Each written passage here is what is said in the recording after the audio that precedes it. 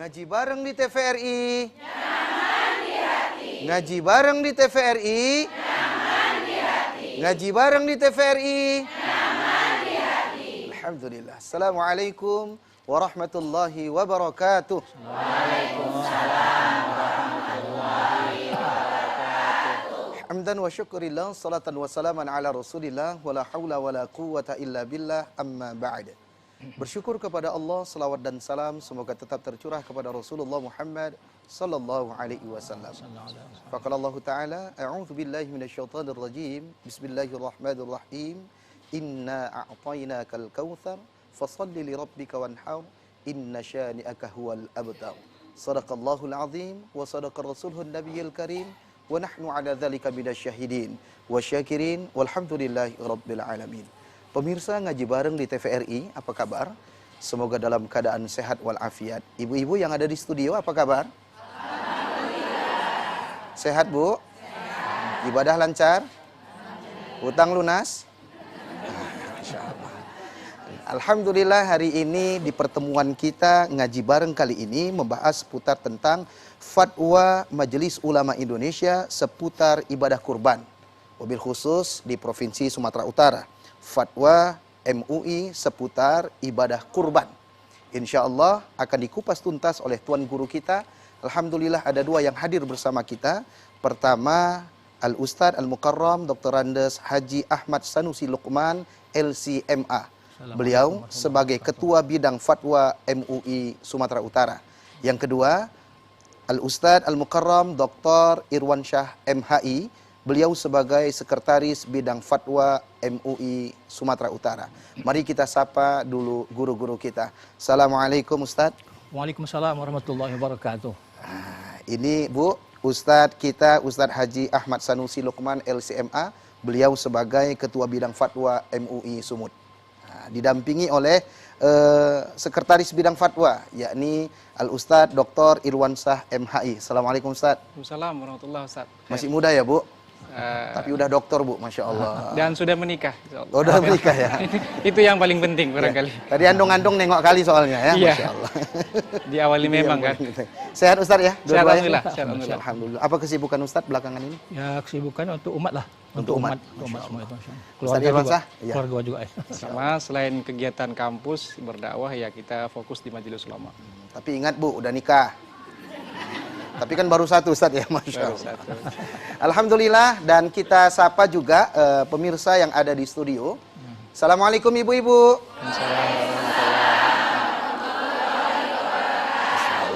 Ini kita panggil dulu satu-satu. Pertama, Majelis Ta'lim Ar-Raudhah. Ayo Bu, ada iyal-iyalnya? Waalaikumsalam. Melambai aja gitu.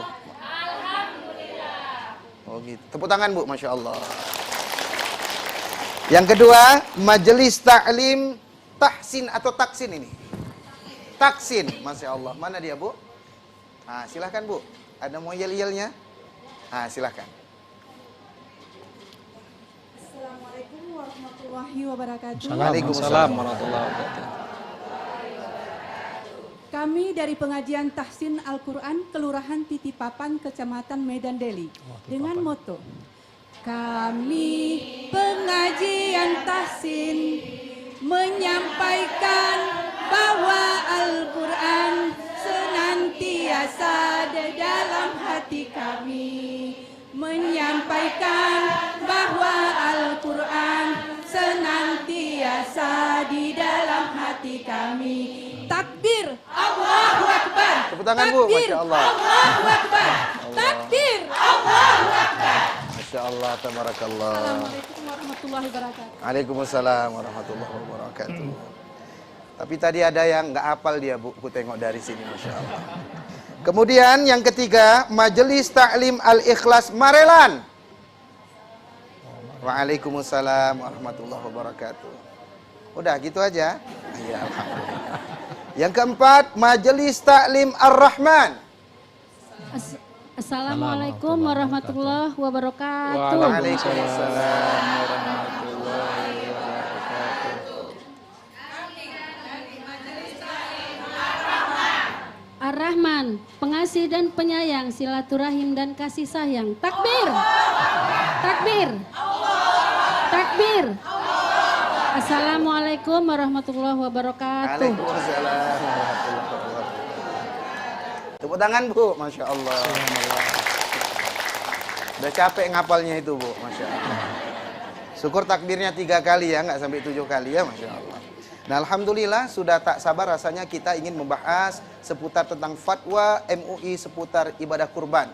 Ibu-ibu, semuanya pemirsa yang ada di rumah, pasang mata kita, telinga kita dan hati kita untuk sama-sama mendengarkan kajian. Niat bismillahi tawakkaltu 'alallah la haula wala quwata illa billah. Semoga Allah Subhanahu wa taala menambah ilmu kita, iman kita dan amal kita. Amin. Amin. Ya rabbal alamin. Kepada tuan-tuan guru kita persilahkan untuk membahas seputar tentang fatwa MUI seputar ibadah kurban. Falyatafaddal masykurah. Bismillahirrahmanirrahim. Assalamualaikum warahmatullahi wabarakatuh. Waalaikumsalam. Para pemirsa dimanapun berada dan para ibu-ibu yang hadir di studio ini, alhamdulillah pada kesempatan ini kita dapat berada di ruangan ini dalam rangka untuk mengkaji berkaitan dengan masalah korban, ya, korban. Tapi sebelum ke sana barangkali saya menyampaikan bahwa salah satu ajaran Islam yang paling tidak sama dengan agama yang lain adalah syarat dengan ibadah. Tidak ada dimiliki oleh agama yang lain. Ada ibadah yang namanya harian, ya, termasuklah sholat 5 waktu, berzikir, istighfar, taubat, salawat, itu setiap saat dan setiap waktu. Ada ibadah yang tipe-nya mingguan, termasuklah sholat Jumat, puasa Senin Kemis. Ya, ada yang bulanan, yaitu puasa Ayyamul Bid, 13-14 daripada bulan Qamariyah. Ada yang sifatnya tahunan. Nah, yang tahun inilah yang kita bahas pada hari ini, termasuklah ibadah haji dan ibadah kurban. Ya, jadi ibadah kurban ini dilaksanakan pada setiap tahun, ya, pada bulan Dzulhijjah, tepatnya pada 10, 11, 12, 13 Dzulhijjah, 4 hari itu ya. Kemudian juga ibadah yang berkaitan dengan ibadah maliyah, ya, maliyah itu harta, infak, sedekah, zakat itu maliyah. Ada ibadah badaniyah, artinya kita bergerak, ya, dengan tubuh kita itu sudah ibadah, menolong orang, ya, mengangkat barang yang berat, ya, kita tahu itu ibadah badaniyah. Ada qalbiyah, ibadah hati, ya, itu lebih hebat lagi. Bagaimana hebatnya? Kalau kita berniat dalam hati untuk berbuat kebaikan, niat saja sudah ada pahalanya. Dikerjakan lagi pahalanya. Saya hari ini akan datang ke TPRI untuk menghadiri ceramah agama. Tadi pakai niat, berhalangan rupanya tak bisa. Udah ada pahalanya itu. Begitu datang balik dia ada pahalanya lagi kalau kebaikan. Tapi sebaliknya pula, andai kata niat tak baik, aku hari ini tak mau ngaji lah, macam mana pun sihat tak ngaji, tak ada dosa. Ya, walaupun tidak datang tak dosa itu. Itulah hebat Islam itu. Jadi oleh karena itu Islam agama yang syarat dengan ibadah yang alhamdulillah kita berada di sana. Sejak lahir kita sudah di Islam sampai sekarang ini kita pertahankan sampai akhir hayat kita. Wala tamutunna illa wa antum muslimun. Alhamdulillah. Nah, berkaitan dengan masalah kurban ini tentunya yang setahun sekali sudah ada patuanya yang disampaikan oleh pusat dan juga dari Sumatera Utara sudah ada patuanya tentang bagaimana pelaksanaan kurban itu, ya, apakah dilaksanakan secara individual di rumah tangga atau secara kelompok, ya. Kalau individual itu satu orang dia satu kibas, ya, dan dia itu bisa mewakili untuk keluarga di rumah. Dan hukum daripada korban itu adalah sunat muakkadah, sunat yang sangat penting, ya, tidak jarang ditinggalkan orang bagi yang mampu tentunya ini. Dan seperti itu ada sunat kifayah, ya, sunat kifayah. Artinya apa? Dalam keluarga itu andai kata 5 orang dia, 1 orang saja yang berkorban, ya, atas nama keluarga yang lain itu sudah memadai. Yang tidak berkorban itu sudah lepas dosa itu. Cuma kekurangannya yang tidak berkorban tidak berpahala, tapi dia tidak berdosa. Itulah masalah korban yang namanya sunnah kifayah, ya, sunnah kifayah. 1 orang cukup. Tapi andai kata satu keluarga itu kaya, dia ada 7 orang yang kaya, 1 ekor lembu, ya, itu nggak apa-apa kalau satu keluarga itu 1 ekor lembu nggak apa-apa. Jadi berarti semuanya sudah dapat pahala ya. Ya. Tapi kan kita juga semua mampu seperti itu. Satu orang saja dia berkorban atas nama keluarga yang lain sudah memadai. Namanya sunat kifayah namanya itu ya. Jadi barangkali untuk korban ini fatwa-fatwanya barangkali ada sekretaris kami yang akan bacakan nanti. Walaupun secara singkat saja, apa fatwa korban yang sudah disampaikan oleh pusat, MUI pusat ataupun di Sumatera Utara. Karena silakan kepada sekretaris dia yang lebih lancar, lebih mudah, dokter pula. Ini kebetulan mahasiswa saya di PTKU, pendidikan terulang. Dia sudah dokter. Saya sudah tua gini belum dokter, tapi sudah kuliah ya, alhamdulillah. Tapi nggak sempat disertasi. Ya, alhamdulillah ini sudah anak mahasiswa kita sudah dokter. Saya bangga itu, ya bangga. Kemarin sebentar itu aja waktunya Pak ya, sebentar itu aja. Masya Allah. Ya, bagaimana Ustaz? Mungkin hal-hal yang berkembang Ustaz untuk Ustaz Dr. Irwansyah dan ibu-ibu sabar ya kalau mau nanya ya, kalau mau pulang nanti ya, Masya Allah. Ustaz izin, ada di tengah-tengah masyarakat yang mungkin ya sering kali itu ada masalah seperti di kampung kami jualan kulit, kemudian ada lagi orang-orang kampung tuh bilang kalau belum akikah belum boleh dia berkurban. Banyak hal-hal yang berkembang yang harus kita tanya dan disinilah tempatnya. Salah satunya di MUI ini mengeluarkan fatwanya. Itu bagaimana Ustaz? Silakan. Terima kasih Ustaz. Assalamualaikum warahmatullahi wabarakatuh. Waalaikumsalam warahmatullahi wabarakatuh. Alhamdulillahirabbil alamin. Wassalatu wassalamu ala nabiyina Muhammadin wal mursalin. Yang saya hormati para pemirsa di rumah, ibu-ibu pengajian, guru saya Ustaz Ahmad Sanusi Lukman, serta Ustadz muda kita yang sudah jam terbangnya lebih banyak dari saya sebenarnya nih, Ustadz Ibnu Jarad. Jadi memang banyak persoalan-persoalan kurban ini ditanyakan ke Majelis Ulama. Terutama persoalan yang tadi bahwa panitia kurban itu sering sekali menjual kulitnya kepada masyarakat lain, uangnya ada yang dibagi-bagi dan sebagainya dengan alasan karena tidak bisa dimanfaatkan. Kalau kulitnya itu biasanya dipotong kecil-kecil, dimasukkan ke plastik, itu biasanya rata-rata orang yang menerima tidak memanfaatkan karena sedikit sekali jumlahnya. Makanya banyak yang menjual atau bahkan menjadikannya upah terhadap orang yang menetel, orang yang pekerja atau orang yang menyembelih, di kulitnya itu diberikan sebagai upah. Oleh karena itulah maka di Majelis Ulama Indonesia Sumatera Utara salah satu fatwa yang kita keluarkan adalah bahwa pada prinsipnya panitia kurban itu adalah wakil daripada orang yang berkurban. Wakil daripada orang yang berkurban. Orang yang berkurban itu mewakilkan kepada dia untuk membelinya, untuk menyembelihnya, karena sunat menyembelih itu kan orangnya langsung. Tapi boleh diwakilkannya kepada yang lain ketika dia tidak mampu, misalnya punya kesibukan, boleh diwakilkan, maka wakilnya inilah sebagai panitia kurban. Nah, orang yang berkurban atau wakilnya ini dalam fatwa MUI Sumatera Utara yang kita keluarkan pada tahun 2016, haram untuk menjual. Haram untuk menjual kulitnya tadi, dan haram juga untuk menjadikan upah, baik bagi pekerja atau lil jazar, bagi penyembelih. Orang yang menyembelihnya itu dia dibayar dengan dagingnya misalnya, dengan kulitnya, itu tidak boleh.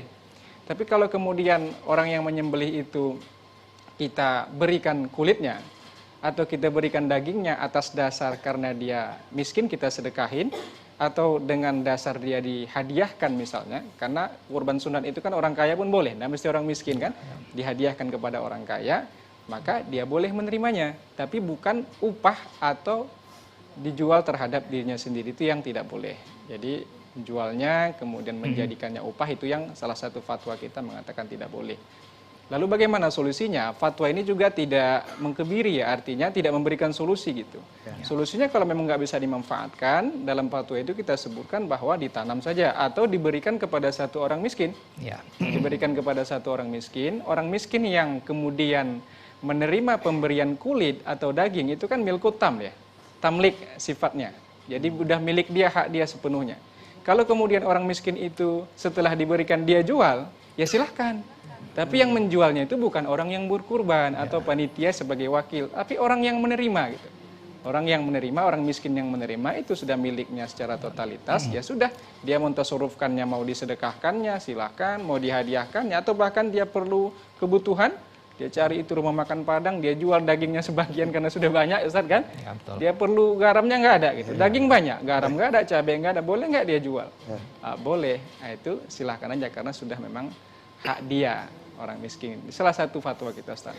Ya alhamdulillah kata ibu-ibu nih ya, Masya Allah. Berarti selama ini dijual Bu ya? Enggak lah Bu ya, insya Allah. Nah Ustadz, bagaimana di tengah-tengah masyarakat tadi kalau ada yang dia itu belum akikah, kemudian belum boleh berkurban katanya. Kemudian ada juga berkurban atas nama almarhum yang sudah meninggal. Ada yang bilang itu untuk syariat untuk yang udah yang hidup saja. Kemudian ada juga orang yang dia itu memandang kan udah banyak kurban memotong hewan, dia ngasih uang aja Ustadz. Misalnya dia nggak ikut kurban tapi ngasih uang karena banyak orang yang susah. Kan banyak Bu timbul-timbul di tengah-tengah masyarakat ini. Bagaimana Ustadz? Ada fatwa-fatwa yang lain yang bisa kita sampaikan kepada pemirsa yang ada di rumah yang ada di studio. Silahkan Ustadz.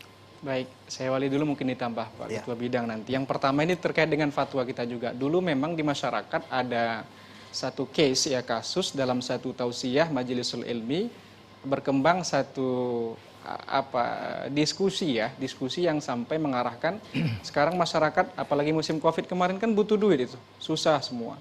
Bagaimana kalau kurban itu dialihkan saja misalnya kepada uang saja.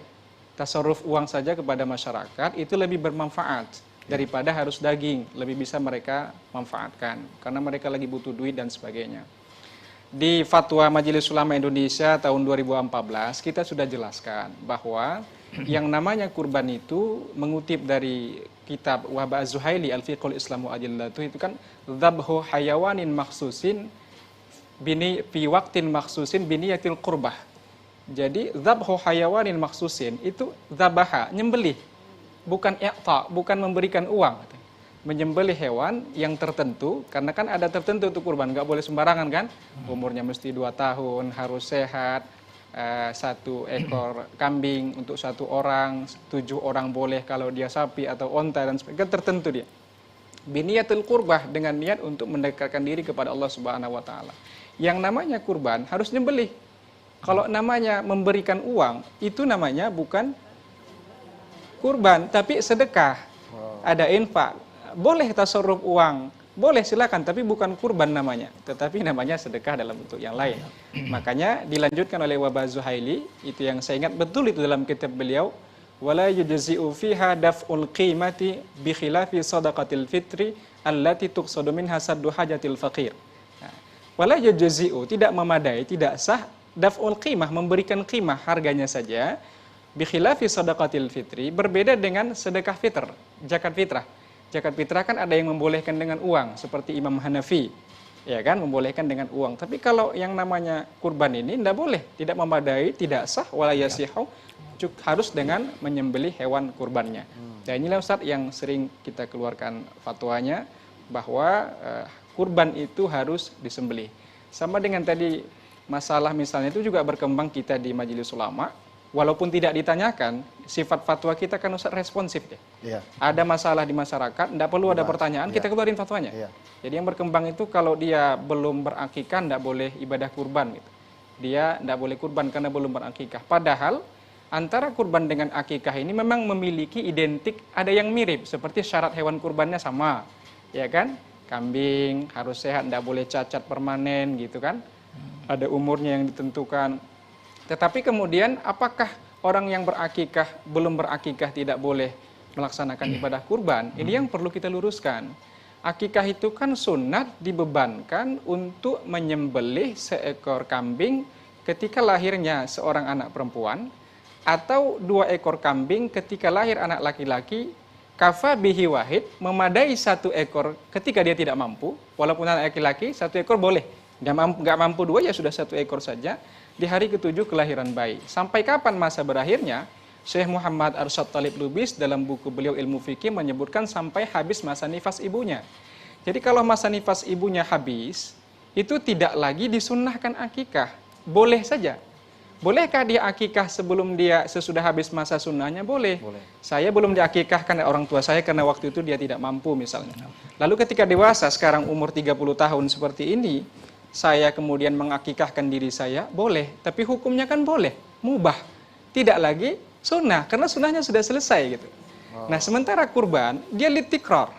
Setiap tahun sunnah. Kalau orang yang punya kemampuan, sunnah. Dia tiap tahun mau kurban, silakan. Karena kurban itu kan sunnah muakkadah, Ustaz. Ya, Sunnahnya yang mohon maaf, kalau di sini wajib. Sunnah muakkadah itu hampir wajib gitu, Ya, mendekati wajib. Saking kan ditekankannya harus dilaksanakan. Nah, ketika bahkan saya sering komparasikan begini. Ketika ketemu dua kondisi, dua waktu, hanya mampu untuk satu kemampuan. Misalnya dia belum akikah, dia mau berkurban nih. Pas 10 Zulhijjah dia hanya beli satu kambing saja yang mampu, uangnya cukup satu kambing. Akikah atau kurban? Kurban, karena kurban hukumnya sunnah muakkadah. Akikah sudah lewat masanya. Kalau nanti dia mau kemudian akikah setelah 13 Zulhijjah, boleh enggak? Boleh. Mau tengah malam dia kurban silakan gitu kan. Jadi tapi kalau dia kurban kan batasnya cuma hari tasyrik sampai 13 Zulhijjah. Jadi tak ada masalah. Mau kurban silakan. Apakah orang yang berkurban boleh tanpa berakikah? Boleh, tidak ada masalah. Silakan aja. Mungkin ada yang ditambahkan oleh. Oh, barang saya tambah sedikit ya. Silakan Ustaz. Akikah itu kan tebusan orang tua kepada anaknya, kepada ibunya atas pemberian putra putri. Harus ditebus dengan akikah. Tadi sampaikan bahwa laki-laki 2 ekor kibas, cukup syaratnya seperti dengan kurban. Kalau perempuan 1 ya. Dan batas sunat itu 7 hari. Hari pertama 7 itu sunat. Kemudian hari kedua 14 sunat juga. Kemudian hari ke-21 itu sunat. Habis itu tidak sunat lagi itu. Nah, tadi katakan sampai habis nipas ya. Nah, di kitab satu kitab mengatakan bahwanya 3 kali 7. 7 pertama, 7 kedua, 21, 7 ketiga itu sunat. Kalau tidak mampu dia, hukumnya tidak lagi sunat. Ya, tapi boleh. Boleh dia, boleh yang bersangkutan, boleh juga ya orang tuanya ketika tidak mampu dia kan. Nah, kemudian akikah dengan kurban itu bersatu waktunya. Dia tak mampu dua-dua kan? Nah, tadi saya sampaikan bahwasanya ya kurban lebih dahulu. Didahulukan daripada akikah. Karena akikah sudah habis waktu sunatnya kan? Nah, sementara kalau kurban itu sunatkan sampai 4 hari itu ya. Nah, itu barang ketambahan dari saya. Kemudian daripada itu, ini kadang-kadang berkembang di masyarakat bahwa ya kalau kita di Indonesia ini, barangkali kalau yang namanya akikah itu 7 hari sekaligus dengan sunat Rasul. Itu kalau di Arab, saya 4 tahun di Arab, tidak ada pesta sunat Rasul di sana itu. Khitan ada ini. maksudnya, Ustaz. Rupanya tak ada. Khitan Jadi 7 maksudnya. hari itu sekaligus sunat Rasul. Apakah laki perempuan sama itu. Jadi tidak ada pesta sunat Rasul seperti kita sini. Kadang-kadang SMP bersunat Rasul kan. Di sana 7 hari atau 14 hari. Tapi khitannya di usia itu. Hari itu juga itu. Nah, sementara kita kan tidak seperti itu kan. Ada sunat Rasul, ada pesta perkawinan gitu ya. Nah, memang kalau bisa bagusnya ya yang 7 hari itulah itu sunat Rasul. Tapi belum pernah kita dengar di Indonesia hari ini sekaligus sunat Rasul dan cukur belum ada ya. Nah, kemudian daripada itu sunat pula kita untuk mencukur rambutnya ketika hari ke-7 itu rambutnya ditimbang berapa gram dan itu jadikan uang. Ya, dijadikan uang sedekahkan kepada fakir miskin untuk dimanfaatkan supaya berkah dia. Sekaligus kalau dapat akikah itu jangan ditinggalkan rambut. Kan kadang ada seperempat ditinggalkan itu supaya entah apa nggak tahu kita kan. Ternyata memang seluruhnya dicukur itu, seluruh ya. Karena darah yang lahir dengan itu darah yang kurang bagus ya, kurang kotor ya. Jadi habiskan semua supaya tumbuh rambut yang baru. Ya kadang-kadang ada juga yang di tengah-tengah ditinggalkan dia, entah apa maksud nggak tahu kita kan. Itu kurang bagus. Semua habis rambut. Karena dia lahir itu dengan darah yang kotor najis katakan ya. Habiskan semua itu. Walaupun sudah dicuci dia kan. Nah, tapi itulah dia, itu tambahan dari saya daripada masalah akikah tadi itu. Jadi kurban dilaksanakan bagi orang yang mampu walaupun belum dia berakikah. Tambahan dari saya. Biar semangat ibu-ibu. Ngaji bareng di TVRI. Nyaman di hati. Ngaji bareng di TVRI. Nyaman di hati. Ingat ibu-ibu, kalau ibu-ibu mau akikah, boleh mengakikahkan diri sendiri. Jawaban tadi dari guru kita, boleh-boleh saja. Cuman rangkaiannya jangan seperti anak kecil akikah. Kemana Bu? Ngayun nih Bu, tuh lah. Nah, kepada pemirsa yang ada di rumah, boleh terhubung di line interaktif kita di 0811-6100-386. Kita ulangi, di 0811-6100-386. Nah, sembari menunggu pemirsa yang ada di rumah, dan mungkin ibu-ibu yang ada di studio ada yang mau bertanya, saya persilahkan. Yang nomor 1 mana? Nah, silahkan Bu.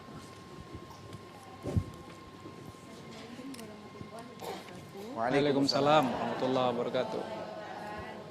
Nama saya Rahmadani. Saya dari pengajian Tahsin, Kelurahan Titipapan, Kecamatan Medan Deli. Saya mau bertanya Ustadz, seandainya kita punya hutang, apakah kita boleh berkurban? Yang mana yang didulukan Ustadz? Terima kasih. Assalamualaikum warahmatullahi wabarakatuh. Waalaikumsalam warahmatullahi. Ini curahan dari hati nih, ya kan Bu? Kita ada hutang Ustadz, biasa hutang piutang, tapi berbentur dengan kurban. Mana dulu Ustadz? Silakan. Utang dengan korban. Ya, utang itu kan wajib dibayar. Utang kepada manusia dan kepada Allah Ta'ala juga ya. Sementara kita mau korban ya. Kalau kita korban nggak bisa bayar utang, gitu ya. Nah, mana lebih dulu? Kata Rasulullah, "Fadainullahi ahaqqu bi an yuqda." Utang kepada Allah tentu lebih didulukan. Itu artinya apa itu? Korban itu kan untuk orang banyak, sosial ya kan. Utang itu untuk pribadi, tuh ya. Nah, memang ada dua pendapat. Ada yang mengatakan utang bayar dulu, karena kita nggak sunat dia itu, karena nggak mampu. Punya utang kan berarti belum mampu dia berkorban itu, karena terjerat oleh hutang tadi kan. Lebih didulukanlah dia membayar utang daripada korban. Tapi pendapat yang lain, ya ahaqullah ya. Padahal ahaqqu bi an yuqda. Utang kepada Allah itu lebih berhak untuk dilaksanakan. Ada yang seperti itu. Jadi berarti korban dulukan daripada utang. Kalau saya sendiri, utang dulukan. Ya, walaupun ada pendapat yang mengatakan seperti itu. Karena aman kita kan. Nah, daripada nanti dikatakan, bisa korban dia, tapi dia nggak bayar utang. Akhirnya kita pun nggak enak. Nggak enak. Korban bisa dari utang nggak dibayar. Supaya aman dia, bayar utang, karena kita belum mampu untuk berkorban, karena ada utang. Nah, kecuali kita banyak duit, Bu ya. Nah, itu barangkali tambah dari saya. Memang wajah-wajah kredit senyum semua Bu ya Mas. Kadang gini Ustaz. Problematikanya Ustaz, terkadang orang beli kendaraan mobil misalnya, dokter ya. Itu kan ada sebenarnya uang dia mau bayar, cuman bertahap dia dapat gaji per bulan. Itu bagaimana pula Ustaz dibenturkan dengan masalah seperti itu? Mungkin dokter silakan. Baik, terima kasih. Ya memang sebagaimana disampaikan oleh guru kita tadi Al-Mukarram Ustaz Ahmad Sanusi. Memang ini terjadi diskursus juga ya antara hutang atau melaksanakan ibadah yang sunnah muakkadah. Utang itu kan suatu kewajiban yang harus dibayar. Tetapi perlu dilihat, kita juga klasifikasi nih. Ada hutang yang sifatnya bisa manil muajjal seperti kredit tadi kan. Al-bai' bisa manil muajjal, jual beli yang pembayaran itu ditangguhkan. Dia kredit 2 tahun. Dan dia merasa dia mampu untuk membayarnya. Ghalaba ala zannihi, kuat dugaan dalam dirinya dia mampu bayar itu. Maka untuk begitu, dengan niat tetap ingin membayar hutang karena jatuh temponya pun tiap bulan tanggal 1 dan dia punya kemampuan karena ini disunnahkan yang kuat, ya silahkan saja dia untuk melaksanakan ibadah kurban. Jangan tunggu ini kan kredit kita Bang 20 tahun lagi, sempat aku mati katanya pula kan, dia sudah tua gitu. Ya silahkan saja, kalau sepanjang kuat dugaan bahwa mampu untuk melaksanakan membayarnya, silahkan saja untuk membayarkan. Tapi yang kata beliau tadi mungkin ada hutang itu yang sifatnya bisa dibayarkan seharusnya hari ini kepada saudara kita yang tetangga yang dia membutuhkan uang untuk dibayar. Tiba-tiba kok kurban, ibadah yang sunat. Tentu lebih baiklah kata beliau tadi dahulukan yang hutang kepada tetangga tadi yang sifatnya membutuhkan mendesak untuk kita bayarkan. Saya kira gitu mengambil jalan tengahnya Ustaz. Artinya tidak juga kaku kita kan artinya kuat kita mampu silahkan didahulukan. Ngaji bareng di TVRI. Ngaji bareng di TVRI. Ngaji bareng di TVRI. Masya Allah, biar semangat kita ya Bu ya. Ingat Bu, ada di dalam Islam tuh jangan tidur di beberapa waktu. Kalau bisa jangan habis subuh. Yang kedua kalau bisa jangan habis asar. Jangan habis maghrib. Satu lagi yang penting, jangan tidur ketika dengarkan ceramah. Nah, yang pakai kacamata yang hitam nih curiga aku ini tidur. Sanksi kita Ustaz. Sanksi kita. Nah, ibu-ibu yang mau bertanya lagi kami persilahkan dan pemirsa yang ada di rumah karena topik kita sangat menarik sekali tentang kurban ini. Pemirsa yang ada di rumah bisa terhubung di line interaktif kita di 0811 6100 386. Kita ulangi di 0811 6100 386. Nah, sembari menunggu pemirsa yang ada di rumah, ibu-ibu yang ada di studio, ada yang mau bertanya? Yang nomor 2 mana? Nah, silakan. Assalamualaikum warahmatullahi wabarakatuh. Waalaikumsalam warahmatullahi wabarakatuh. Nama saya Zamzamia, mewakili dari Majelis Taklim Ar-Raudhah Marelan. Yang mau saya tanyakan, sebenarnya tadi yang mau saya tanyakan udah pada ditanya, jadi saya udah kehabisan. Cuman gini, misalnya kita penerima kurban, penerima kurban itu kan kadang-kadang ada orang yang mau berkurban, Pak, supaya dapatnya banyak, jadi hasil yang dikasih tuh sikit-sikit gitu dagingnya, sehingga sisanya tuh ada kulit, ada apa segala macam. Itu boleh nggak gitu? Misalnya jatahnya harusnya 1 kambing, misalnya untuk 10 orang supaya tetanggaku banyak nih, dibuatnya jadi banyak gitu. Itu ada ketentuannya apa enggak? Iya, silakan. Assalamualaikum warahmatullahi wabarakatuh. Waalaikumsalam warahmatullahi wabarakatuh. Di Marelan Bu ya, sikit-sikit memang di sana ya, Masya Allah. Sekian kali Marelan. Itu gimana itu, Ustaz?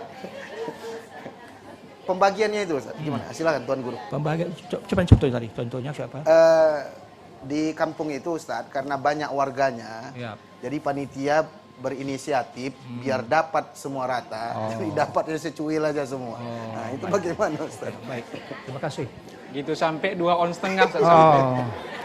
Jadi Islam itu dibangun atas asas maslahah, manfaat. Ya, kalau yang sedikit merasa manfaat, adil dia merata di tempat itu ya lebih bagus, rata dia semua. Kalau kalau mereka tempat merasakan seperti itu. Tapi kalau umpamanya merasakan sedikit kali, maaf, tak cukup kita satu keluarga ini katanya kan. Jadi manfaatnya kurang. Jadi lebih bagusnya Ustaz, izin Ustaz, ada telepon Ustaz. Halo, Assalamualaikum. Halo. Assalamualaikum. Alah, terputus Ustaz. Lanjutkan lagi Ustaz. Jadi tergantung masalahnya ya. Saya kira masyarakat setempat itu kalau memahami yang korban sedikit, yang menerima banyak. Jadi kalau cuma kita yang menerima ini, kita kan kurang adil katanya kan. Dia rasanya sudahlah nggak apa-apa lah, pasrah.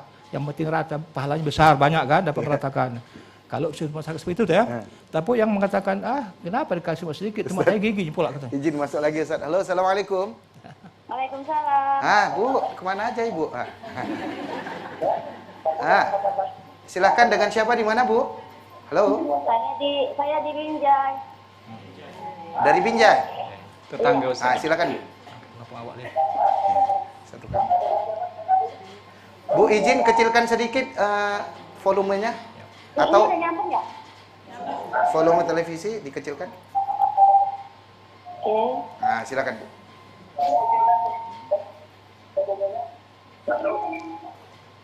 Kalau enggak Ibu agak jauh sedikit dari televisi Ibu.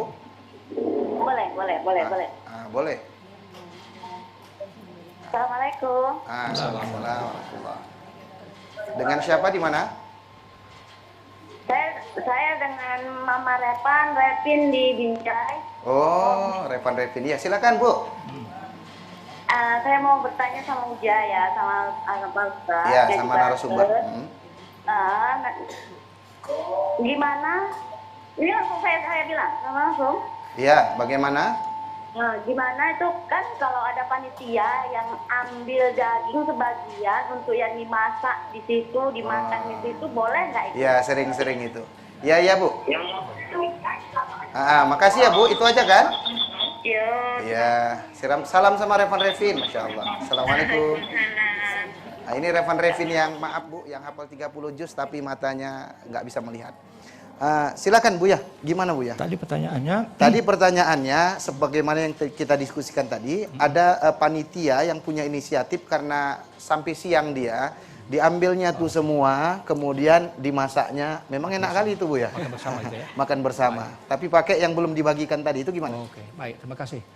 Panitia melaksanakan kegiatan seperti itu lapar ya, ataupun lalu daging yang ada itu dimasak makan bersama. Iya. Ya. Sehingga mereka semangat untuk mengerjakan daging tadi kan. Bagaimana hukumnya? Iya. Sebelum dibagi ya. Iya. Itu sudah termasuk bahagian daripada korban bagi yang makan itu. Artinya boleh, tidak apa-apa. Boleh ya. Daripada mereka bawa untuk ke rumah kan capek ya. Jadi daging sudah dimasak, ada tukang masaknya kan? Boleh ya? Boleh, nggak apa-apa itu. Karena untuk semangat mereka bekerja. Tapi mungkin nggak ada batasannya Bu ya. Mungkin paling banyak orang itu pula yang makan. Jangan. Itu bagian kurban, sepertiga untuk yang berkorban, sepertiga untuk disimpan, sepertiga untuk dan tetangga, pakai miskin ya. Tapi sebagusnya berkorban itu jangan banyak lah, walaupun sepertiga, lihat kondisinya lah. Jadi makanya sebagusnya jangan banyak sepertiga pun boleh. Ya secukupnya aja lah. Berikan kepada orang lain. Namanya berkorban kan. Tapi sunat dimakan oleh yang berkorban. Kalau dia korbannya korban sunat. Tapi korban wajib nggak boleh. Dia bernazar. Aku nanti kok dapat ini, dapat uang rezeki, aku berkorban nanti tahun depan. Itu namanya nazar. Kalau nazar tak boleh kita ambil sedikit pun, tak boleh dimakan sama sekali untuk orang sama sekali. Kalau dia korban yang wajib, korban nazar umpamanya kan, tak boleh. Tapi kalau korban yang sunat kita menikmati daging kurban itu boleh sepertiga, ya, tapi bagus ya jangan banyak kali lah. Tapi boleh, boleh disimpan ya, boleh simpan 3 hari itu. Menarik Bu ya, dan dokter izin menyambung tadi yang sunnah, ada yang wajib karena nadar. Bagaimana status hukum kurban yang dicicil, sebagaimana masyarakat lazim melakukan di kalangan masyarakat atau panitianya dari masjid, kemudian karena ada yang mengatakan bahwa kurban yang model cicil ini menjadi kurban wajib karena termasuk nadar. Itu bagaimana meluruskan? Itu saya boleh. Itu kasus saya dulu itu. Boleh, silakan. Oke. Oh ya. Baik, terima kasih. Tentang korban bercicil, ini kejadian di Titipapan. Di Titipapan ya. Pada penyembelihan di sana itu saya dipanggil sebagai narasumber. Jadi ibu-ibu, bapak bertanya, Pak, ini pas korban Pak ya. Kami di sini korban dicicil, ya, tidak sekaligus. Tapi oleh ustaz kami di sini mengatakan kami tak boleh makan dagingnya. Sehingga kami korban yang dicicil itu bukan dari yang kami punya, dari orang lain. Itu pertanyaannya ketika itu. Jadi akhirnya saya bawa ke permukaan ke MUI, dibahaslah di Musda ya. Di Musda. Jadi korban cicil itu bukan korban wajib. Karena itu usaha juga. Jadi nggak mampu spontanitas dikorban dengan cicil. Usaha namanya itu. Usaha, ya. Jadi boleh dimakan dagingnya, bukan termasuk korban nazar. Itu kasus di Titipapan. Saya waktu narasumber sebagai tim penyembelihan syar'i korban. Mereka bertanya, ya, ke depan jangan lagi korban orang lain. Korban dia sendiri boleh. Yang dicicil itu untuk dimakan dagingnya, bukan termasuk korban nazar. Itu sudah diputuskan di Musda ya. Apa kata fatwanya? Kira-kira ada fatwanya? Betul yang disampaikan beliau. Jadi memang di 2020 kemudian masalah ini mencuat ke masyarakat, lalu kita respon dalam sebuah sidang fatwa bersama MUI Kabupaten Kota untuk memutuskan fatwanya. Salah satu klausul alasan syar'i yang kita lihat, syarat daripada nazar itu kan ada talafus ya. Ya, talafus. Ada dilafazkan. Nazar itu sah jika dilafazkan dan diniatkan oleh orang yang bernazar. Izin Ustaz, ada yang terhubung dengan kita. Halo, Silakan. Assalamualaikum. Waalaikumsalam. Iya Pak, dengan siapa di mana? Dengan Ari di Sikambing. Aris Kambing. Silakan Pak. Mau bertanya 2 pertanyaan boleh Ustaz? 2 aja Pak ya, yang lebih. Iya Ustaz ya. Yang pertama, saya punya kambing tapi nggak saya kurbankan. Tetapi ada tetangga yang nanya ke saya, Bapak, ini kambing siapa? Terus saya menjawab, ini kambing saya, mau saya kurbankan. Apakah kambing itu yang saya kurbankan jatuh nazar apa tidak, Ustaz? Oh, ada talafus tadi Ustaz. Yang Tinggal isi kambing, punya kambing ya Pak? Ya. Yang kedua? Yang kedua, saya kurban Ustaz. Tapi untuk orang yang telah meninggal dunia tanpa ada wasiat sama saya. Apakah sah kurbannya atau gimana Ustaz? Bagaimana hukumnya? Bagus sekali pertanyaan Bapak. Ya, makasih Pak ya. Assalamualaikum. Iya. Silakan Bu ya. Saya lanjutkan yang tadi dulu ya. Iya. Jadi fatwa kita bahwa harus dilafazkan syaratnya, kemudian yang kedua niatnya memang itu nazar ya. Nazar itu kan biasanya ada di ta'yin tertentu. Misalnya kalau lulus anak saya PNS, saya akan berkurban. Jadi kalau tak lulus pula, tidaklah wajib. Kan gitu kan ada ta'yinnya. Itu pun pada persoalan yang sunat. Tapi dia nazar pada persoalan yang wajib, tidak sah juga. Nanti ya Allah sekiranya lulus anakku PNS, aku sholat 5 waktu. Ya udah wajib sholat memang dia. Nggak usah pun bernazar. Jadi pada persoalan yang sunat menjadi wajib itu baru sah. Jadi ada kriteria nazar yang sah.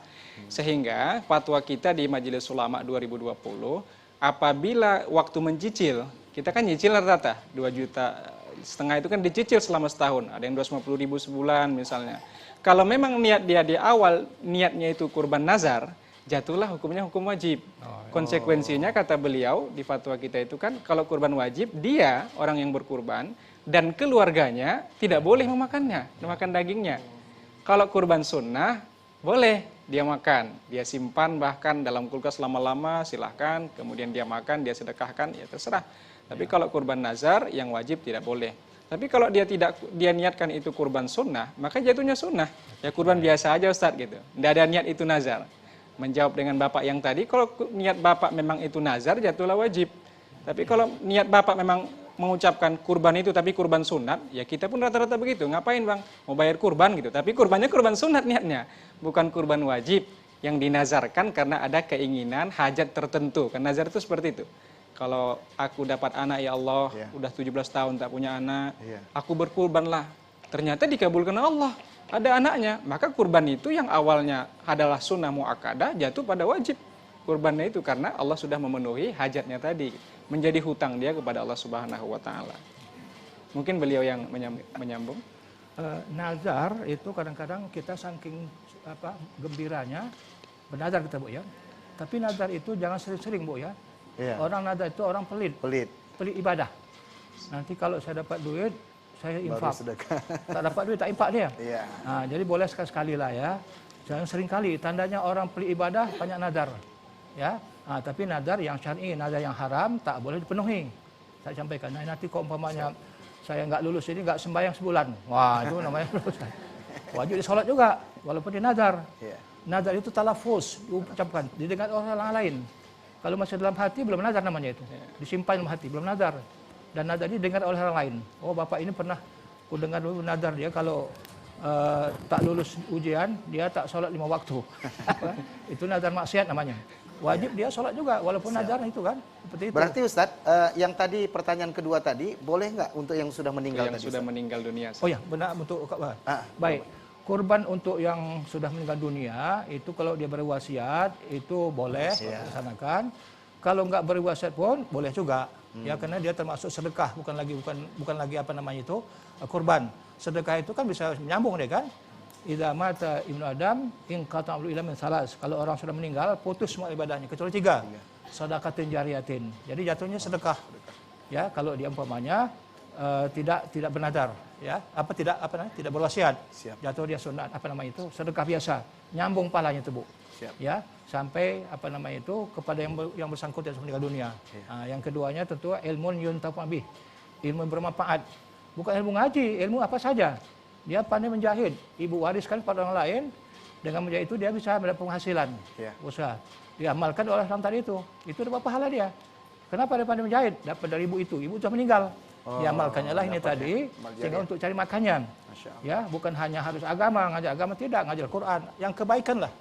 Untuk masa depan dia pandai mengaji, pandai kaligrafi, ya pandai menjahit. Gara-gara ibu udah meninggal, dapat ilmu dari yang meninggal tadi kan, diamalkannya langsung dapat pahala. Siap, izin Bu ya. Ngaji bareng di TVRI. Nah, mana lagi yang mau bertanya Bu? Ya silakan yang ketiga. Yang ketiga mana? Ibu, silakan Bu dari Ar-Rahman. Assalamualaikum warahmatullahi wabarakatuh. Waalaikumsalam warahmatullahi wabarakatuh. Saya Ibu Lisa dari Majelis Talim Ar-Rahman. Ingin bertanya Ustadz, begini menyangkut masalah kurban. Kalau kita dapat dana kurban itu dari anak, apakah kita bisa mengatasnamakan atas nama suami atau atas nama anak kita? Padahal anak-anak pun sudah kita kurban, udah berkurban gitu. Gimana Ustadz? Kami mohon pencerahannya. Wabillahi taufiq wal hidayah. Wassalamualaikum warahmatullahi wabarakatuh. Dia dapat dana dari anak, kemudian mau kurbankan itu atas nama anak atau atas nama suami atau bagaimana Ustaz? Kalau sudah dapat dari anak kan milik dia, ya suka hati dia lah. Tidak harus kurban dari anak, dari dia sendiri kan sudah milik dia. Jadi tidak harus yang beri itu untuk dia korban, tidak. Karena sudah milik sendiri kan, milkutam namanya itu. Suka hati dia, atas nama dia, atas nama suami, ya tidak harus kepada atas nama anak. Tidak harus kepada yang memberi maksudnya ya. Karena sudah milik tam, milik sempurna. Ya, untuk dia disedekahkannya boleh, dikuburnya boleh atas nama dia atau nama yang lain, tidak harus pada nama anaknya. Dah, ibu-ibu ada yang lain, Bu? Ada yang mau bertanya? Silakan. Ngaji bareng di TVRI. Ada yang mau ngantuk tadi gitu. Assalamualaikum warahmatullahi wabarakatuh. Waalaikumsalam warahmatullahi wabarakatuh. Kami dari Wirid Al-Ikhlas Medan Marelan. Marelan. Ini Ustadz saya mau bertanya, sebetulnya udah terjawab semua, cuman ada juga seperti ini Ustadz, kita kurban. Jadi kita kurban seluruh kampung udah dibagi, tapi tetangga sebelah satu dinding itu nggak menerima Ustadz. Dia tidak mau menerima kurban kita.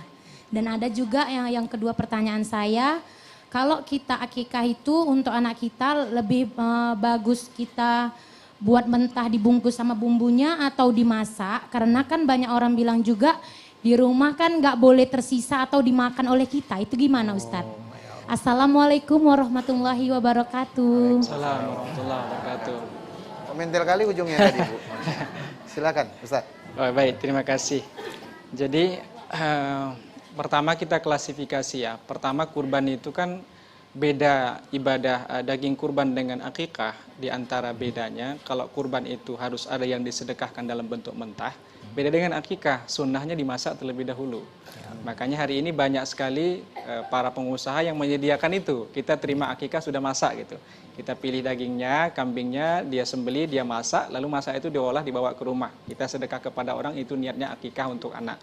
Dan itu boleh. Dan memang perbedaan antara kurban dengan akikah itu distribusi dagingnya, tasarrufnya itu. Jadi kalau akikah itu sunat masak dia terlebih dahulu.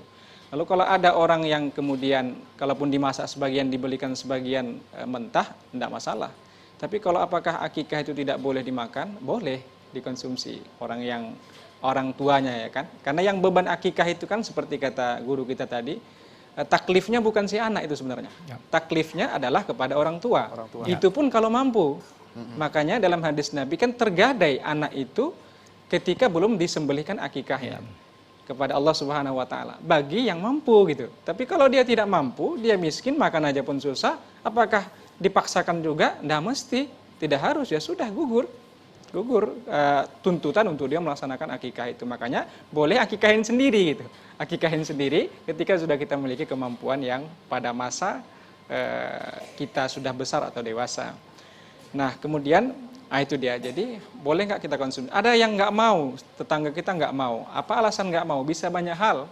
Di beberapa kitab yang pernah saya baca bahwa orang kaya saja kan boleh tuh nerima daging ya. Boleh ya. Kurban, akikah, udhiyah itu ya, kurban itu sembelihan. Tapi sifatnya kan hadiah.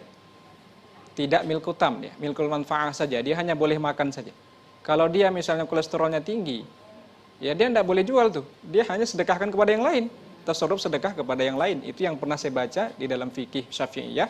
Ketika dia menerimanya, orang kaya, misalnya miliarder, Raffi Ahmad kita kasih kurban misalnya. Kebetulan tetangga kita kan, diterimanya, rupanya dia nggak mau makan. Dia hanya boleh tasarruf sedekah kepada yang lain, dihadiahkannya kepada yang lain, jangan dijualnya. Tapi kalau miskin tadi, dia milkutam disebut. Dia boleh tasarrufkan sesuai dengan kemauannya. Dia mau jual silakan aja. Kalau dia nggak mau, misalnya tetangga kita dikasih nggak mau, mungkin ya, mungkin dia merasa dia sudah cukup. Jadi kita harus berbaik sangka saja. Jangan, dia nggak mau nerima kurban, dia pikir ini uang haram. Jangan ke situ berpikirnya. Kita harus husnuzon Ustadz bahwa dia kemungkinan sudah banyak berlebih. Dan tak perlu kita periksa kulkasnya Ustadz. Tidak perlu kita periksa, ini kulkasnya dicek dulu gitu kan. Coba aku tengok udah kulkas abang, kok nggak mau? Jangan. Mungkin ya, dia nggak mau nerima karena dia sudah banyak. Atau merasa dia tidak bisa makan. Misalnya dia punya kolesterol yang tinggi, dia takut berbahaya bagi kesehatannya. Lebih bagus yang lain sajalah dia tidak terima. Ya tidak apa-apa, kita tasarrufkan. Bahkan kita kan disuruh tuh tasarrufnya ke akrab ya. Akrab itu yang terdekat, tetangga kita dulu. Boleh nggak kita oper keluar? Misalnya di tempat kita, di komplek kita sudah cukup. Bahkan banyak yang sejahtera. Sementara di luar komplek perumahan kita banyak yang miskin. Boleh nggak tasarrufnya ke sana? 3 ekor di komplek, 10 ekor keluar. Boleh. Lil maslahat, karena maslahat mereka. Bahkan sekarang ada penggalangan dana itu untuk melaksanakan kurban di pelosok Ustaz. Di daerah-daerah minoritas yang bahkan 10 tahun belum tentu ada kurban di sana. Lebih maslahat. Di situ sudah berlebih-berlebih. Makanya mereka transfer uangnya. Transfer seperti itu boleh ya. Transfer taukil namanya. Jadi ditransfer uangnya, diwakilkan kepada pengelola di sana untuk beli hewan. Jangan uangnya dikasih. Sebagaimana fatwa kita tadi kan tidak sah dia. Jadi tetap dibelikan ke sana ke hewan, maka orang yang di sana panitia pengelola sebagai wakil daripada orang yang berkurban, dia yang nyembelihnya, dia yang menyedekahkannya kepada masyarakat miskin. Itu tidak masalah. Tidak masalah. Ustaz, ini mungkin ada yang di tengah-tengah kita berkembang ini Ustaz. memotong kuku dan rambut bagi si pekurban kan dari tanggal 1 sampai tanggal sampai 10. hewan disembelih itu nggak boleh, itu bagaimana? Kemudian status kurban yang mungkin tetangganya ini non muslim, Ustaz, itu bagaimana? Dan apa nih yang perlu disampaikan, Ustaz? Mungkin belakangan ada kasus-kasus yang hewannya tak sehat. Nah, mungkin itu bisa disampaikan dari fatwa MUI Provinsi Sumatera Utara. Silakan, Ustaz. Mungkin Ada beliau patungnya? Ada patungnya? ada di fatwa terakhir. Baik, terima kasih Ustadz. Jadi memang inilah persoalan kita cukup banyak ya tentang kurban ini, termasuk memang disyariatkan kita tidak, orang yang berkurban ya, orang yang berkurban itu tidak memotong kuku dan rambutnya mulai dari 10 awal Zulhijjah, 1 Zulhijjah itu kemarin, sampai selesai kurbannya disembelih. Kalau misalnya kurbannya disembelih 10 Zulhijjah, setelah itulah baru dia potong kuku, kemudian baru potong rambut. Apa hikmahnya? Di antara hikmahnya menurut Imam Nawawi dalam Majmu' Syarah Al-Muhadzab adalah ini nanti kan orang yang berkurban ini kendaraannya ini kan masuk menjadi kendaraan dia di akhirat gitu kan. Nanti akan mendapatkan pahala dari Allah Subhanahu wa taala. Jadi jangan sampai ada terpotong gitu. Jadi dia nggak ikut, kira-kira gitu hikmahnya. Biarlah dia ikut menjadi mendapatkan barokah daripada kurbannya. Tapi lagi-lagi di sini terjadi perbedaan pendapat para ulama. Apakah kemudian ketidakbolehannya itu menjadi haram atau makruh saja? Dikatakan di potongan penjelasan para ulama itu idza fa'ala dzalik kana makruhan. Kalau dilakukan dalam mazhab Syafi'i, dilakukannya juga misalnya dipotongnya kana makruhan, adalah ia hukumnya makruh.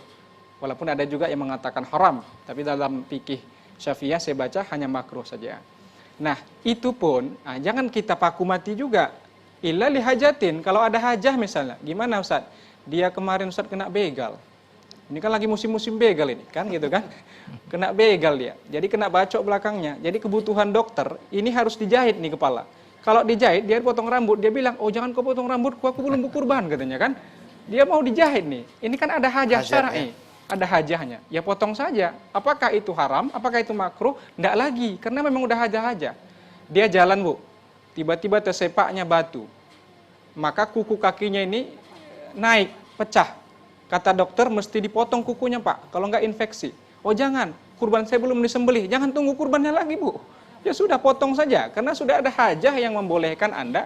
Dan tadi saya katakan hukumnya pun makruh. Memang dalam usul fikih kan makruh itu dengan haram. Biti itu Bu. Tahu Bu Beti? Apa itu Bu? Nah, astuti dekatnya Bu, asal tunduk tidur. Inilah orang pengajian ini kadang-kadang. Jadi Ustaz izin 3 menit lagi Ustaz. Boleh.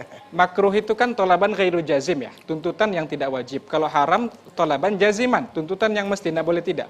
Jadi antara makruh dengan haram sebenarnya sama-sama, sama larangan jangan dikerjain, gitu aja. Walaupun makruh harusnya jangan dikerjain, itu perintahnya. Sama-sama tolabut tarki, tapi tidak sampai pada martabat yang haram. Saya singkat aja ya Ustaz. Mungkin barangkali beliau bisa sampaikan hari Ahad ya Ustaz. Hari Ahad kita ada pelaksanaan muzakarah nanti, beliau sampaikan masalah itu. Dan fatwa terakhir yang ingin saya sampaikan, sekarang musim penyakit ini, penyakit kuku, mulut, hewan kurban termasuk LSD ya, penyakit bentol-bentol Bu, bengkak-bengkak di tubuh kambing sama sapi. Itu sekarang terjadi hewan kurban. Fatwa MUI terakhir, MUI pusat, bahwa jika klinisnya itu, gejala klinisnya ringan, tidak sampai membuat dia pincang cacat berat, masih bisa masa inkubasinya disembuhkan, boleh disembuhkan dan boleh disembelih. Kalaupun ternyata bentol, demam-demam biasa, gejala klinisnya ringan, masih boleh dijadikan hewan kurban disembelih. Silakan pada Ustaz. Baik, barangkali untuk mengakhiri daripada pertemuan hari ini, korban itu waktunya 4 hari. Sebaiknya 4 hari ada yang berkorban. Jangan dipadatkan hari pertama aja. Umpamanya kampung itu ada berkorban, jangan hari yang pertama itu aja korban semua. Kalau dapat 4 hari itu ada berkorban. Syiar. Ya, syiar. Supaya jangan sunyi kali gitu ya. Syiar kepada agama kita sesama Muslim dan orang lain juga non Muslim. Hebat kali Islam tuh ya. Motong tiap hari ada gitu ya. Jangan dipadatkan 1 hari itu.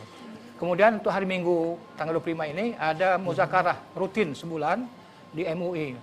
Bapak Ibu yang punya kemampuan ada waktu datanglah jam 9 jam 9 sampai jam 12. Sampai jam 12. Itu pembahasan korban juga. Dikasih snack, dapat silaturahim, dapat pahala, dapat kenalan Bu ya. Silakan yang ada waktu hadirlah. Kami panitia yang di situ Bu. Hari Minggu di MUI jam 9 di sampai MUI jam Sumatera 12. Utara. Setiap minggu keempat.